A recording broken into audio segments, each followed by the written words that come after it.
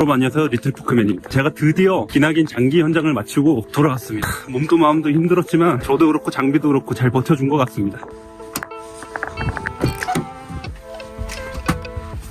시동 걸려라. 걸리겠죠? 솔직히 저희가 일 있으면 하고 일 없으면 못하는 반 프리랜서인데, 일단 한 현장에서 오래 있다 보면 시간으로부터 자유로움은 조금 없습니다. 공정이 길어진 현장에 장기 현장으로 들어가게 되면 좀 쉬는 것도 눈치 보이고 거의 반 월급쟁이 생활을 해야 됩니다. 오늘 컨텐츠는 이런 장기 현장에 있어서 장점과 단점에 대해서 좀 다뤄볼까 해요. 일단 장비랑 어태치먼트들을 작은아빠 집에 내려놓으면서 컨텐츠에 대해서 다뤄보도록 하겠습니다. 일단 작은아빠 집으로 가시죠.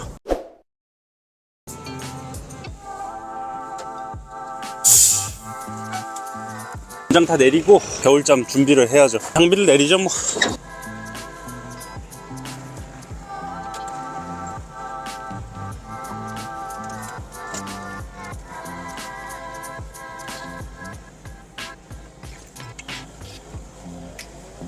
봄, 여름, 가을 쉬지도 않고 열심히 일하고 겨울에 놀고. 왜냐면 저희가 이제 보통 겨울에 비수기거든요. 땅이 안 파져요. 불삭기나 모든 건설 현장, 토목 현장 같은 경우에는 겨울에 비수기입니다. 그러다 보니까 이런 거를 갖다가 잘 분배해서 쓰는 그런 시스템으로 돌아가고 있습니다. 어떻게 보면 개미 같은 인생을 살고 있네요. 이런 개미 같은 인생.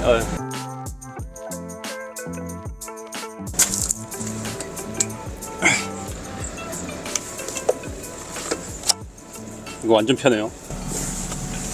자, 장기 현장의 장점, 장기 현장의 가장 큰 장점이라고도 볼 수 있습니다. 바로 한 현장에 고정적으로 오래 하게 되면 고정적으로 일정 수익이, 쉽게 말해서 밥통이 생깁니다. 예를 들어서 1년 공사다, 2년 공사다. 1년, 2년 동안 수익을 보장받을 수가 있어요. 저희가 하루하루 이렇게 일 나가게 되면 여러 현장 또 돌아다녀야 되고, 그 현장 돌아다니는 곳마다 내 거래처가 아니면 미수금에 대한 불안감도 있거든요. 저희가 보통 일을 하고 나서 계산서를 끊고 이렇게 후불로 돈을 받게 됩니다. 돈 못 받을 걱정을 안 해도 됩니다. 그게 최고의 장점이에요. 돈만 빨리 주고 확실하게 주면 장기 현장도 나쁘지 않습니다. 그게 최고의 장점이라고 뽑을 수가 있네요. 계속 하던 거여서 사람들이랑 손발만 잘 맞으면 일도 그냥 수월수월하게 할 수 있는 편입니다.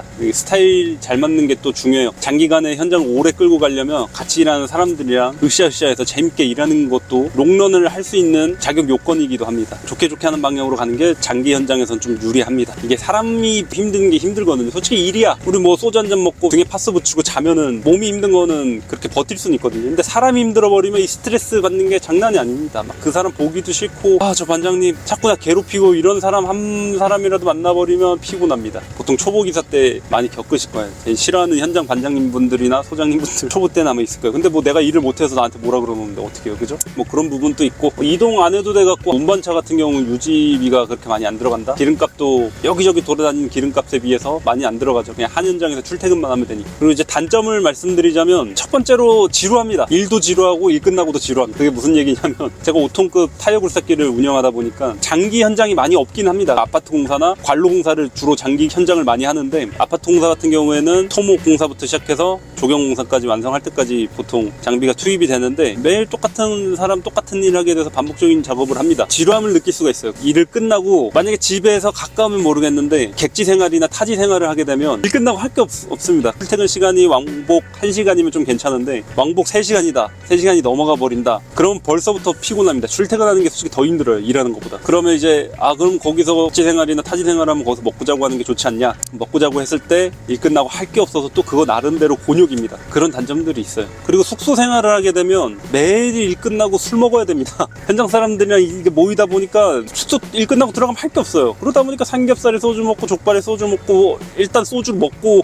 밥을 먹든, 밥에 소주예요. 그리고 또 아침 일어나서 또 일하고, 술 끊어야지 하다가 또 저녁에 술 생각나서 또 술 먹고. 장기 현장 같은 경우에는 몸 관리가 필요합니다. 몸 관리가 또 생명이기 때문에 장비 관리도 꾸준히 잘해줘야 되고, 그다음에 사람 몸 관리도 잘해줘야 합니다. 어떻게 보면 제 입장에서 단점이 좀 많았던 것 같네요. 제일 큰 단점이, 장기 현장에 들어가 있는 동안 내 거래처가 다 잘립니다. 이게 기존에 내가 거래했던 거래처들, 내가 필요로 하거나 와서 좀 일 좀 해줘, 일 좀 도와줘, 이렇게 소장님이 부탁을 하면 못 가줍니다. 그런 거 나중에 또 부르면 되는 거 아니냐, 이렇게 생각하실 수 있는데, 이 현장 일은 나중에가 없습니다. 나중에 하자가 없어요. 그냥 지금 당장 본장님 분들이 현장에서 불러줄 때 가서 좀 도와주고 좀 일 좀 같이 해주고 내 거래처 관리를 그런 식으로 해줘야 되는데 그게 좀 불가능해집니다. 장비는 많거든요. 근데 굳이 나한테 전화해갖고 나를 쓰는 이유가 사람 자체를 쓰려고 그러는 겁니다. 솔직히 그분들이야 몇 수십 번 장비를 불러 쓰는데 아는 장비 하나 없겠어요. 전화 다 하는데 그래도 저를 부르는 이유가 있습니다. 단골 고객 우리 입장에서도 그 관리를 해줘야 됩니다. 나를 부르는 이유가 다 있습니다. 그분들 뭐 부려먹기 좋다던가 일을 잘한다던가 뭐 여러 가지 이유가 있겠죠. 만약에 섣불리 여러 군데에서 막 나를 찾아 내가 막 몸이 하나라도 모자라 이 장비 늘려서 기사 태우겠다 이렇게 섣불리 생각하기도 어려워요. 왜냐면 사람을 써야 되기 때문에 말씀드렸다시피 장비는 많아요.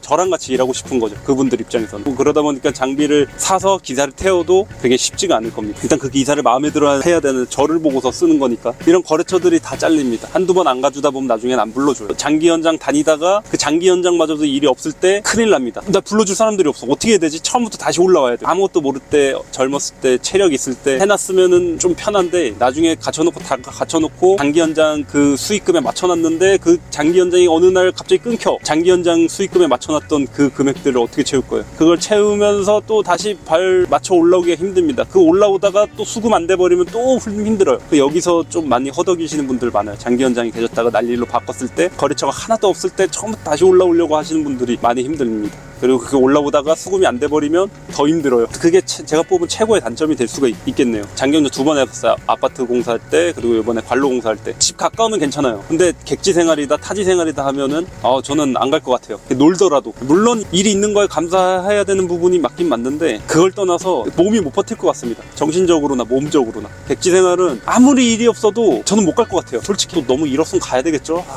되게 고민되는 부분이기도 하네요. 저도 이렇게 고민을 합니다. 장기 현장에 이런 단점들이 있으니까 여러분들도 장기 현장을 선택했을 때 이런 단점들을 잘 고려해서 선택에 좀 도움이 됐으면 합니다. 여러분들이 생각하는 장기 현장, 객지 현장에 대한 장단점을 댓글로 남겨주세요. 여러분들 생각은 어떤가요? 아무리 돈을 많이 준다 그래도 돈 많이 좀 가야겠죠. 근데 하다 보면 정신적으로 힘듭니다. 진짜 한 현장에 오래 있으면 장비 유지 관리하는 것도 힘듭니다. 이거 진짜 힘들어요. 왜냐면 일 끝나고 쉬어야 되고 일 끝나고 힘들고 따로 시간 내서 장비 관리할 시간이 없어요. 일요일은 쉬어야 돼. 평일에 시간이 낸다고 한들 그 평일은 볼일 보느라 시간이 다 끝납니다. 그런 부분에 있어서 저한테 많은 도움이 됐던 부분이 이 자동 그리스거든요. 솔직히 좀 많이 도와줬어요. 얘가 제일 많이 도와준 것 같아요. 장비 유지 관리에 있어서 가장 기본적인 게 장비 그리스 주입하는 겁니다. 이 자동 그리스를 사용하면서 진짜 얘가 많이 도와줬습니다. 그리스 줄 시간에 그냥 쉬었어요 저는. 근데 그 시간들을 모아보니까 그게 또 꽤 되는 거예요.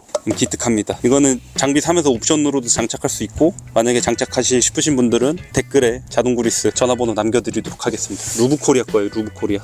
타 지역에 작업을 하러 갈 때 제일 문제가 되는 게 장비 고장 났을 때거든요. 이 객지 생활하다 보면 진짜 이 변수가 장비 고장, 흔히 제일 많이 고장날 확률이 높은 게 호수 터짐이거든요. 이 호수가 멀쩡하더라도 터지는 경우가 종종 있습니다. 그냥 기본적인 공구함은 작아요. 여기 정리 안 된 나중에 정리하도록 하고 이제 추가적으로 다용도 공구함으로 장착을 해서 이 안에다가 호수 다 찝을 거 다 집어넣으세요. 그리고 여기는 간편하게 빨리 꺼내 쓸 수 있는 거 여기다 놓고 쓰시면 됩니다. 특히 시골 같은 데 가면 호수 찝어주는 집도 없고 장비 고쳐주는 공업사도 잘 없고 빵꾸 때우는 데도 찾아보기가 힘듭니다. 호수만이라도 우리가 대비를 할 수 있거든요. 뭐 조그만 호수 하나 터져도 작업이 안 되잖아. 현장한테 또 괜히 미안하잖아요. 돈 받기도 좀 그렇고. 그래서 바로 조치할 수 있게끔 저는 항상 호수를 다 찝어다가 저 다용도 공구함에다가 저 공구함 구입처는 왼쪽 하단에 남겨드리도록 할게요. 타지 가기 전에 장비 고칠 수 있는 데가 있는지 주변에 공업사가 있는지 빵꾸 때울 수 있는 빵꾸집이 있는지 이런 부분을 먼저 확인해 보는 것도 중요합니다. 자 이제 여기서 겨울 내내 청소 좀 하고 버릴 거 좀 버리고 대체적으로 이제 다음 봄을 위해서 준비하는 시간을 많이 가질 것 같아요. 그 시간 동안에 하나하나씩 제가 컨텐츠로 영상에 담아드리도록 하겠습니다. 구독하셔서 장비 관련돼 있는 여러 정보랑 꿀팁들 받아가시기 바라겠습니다. 구독 부탁드릴게요. 오늘 영상은 간단하게 여기까지 찍도록 할게요. 안녕.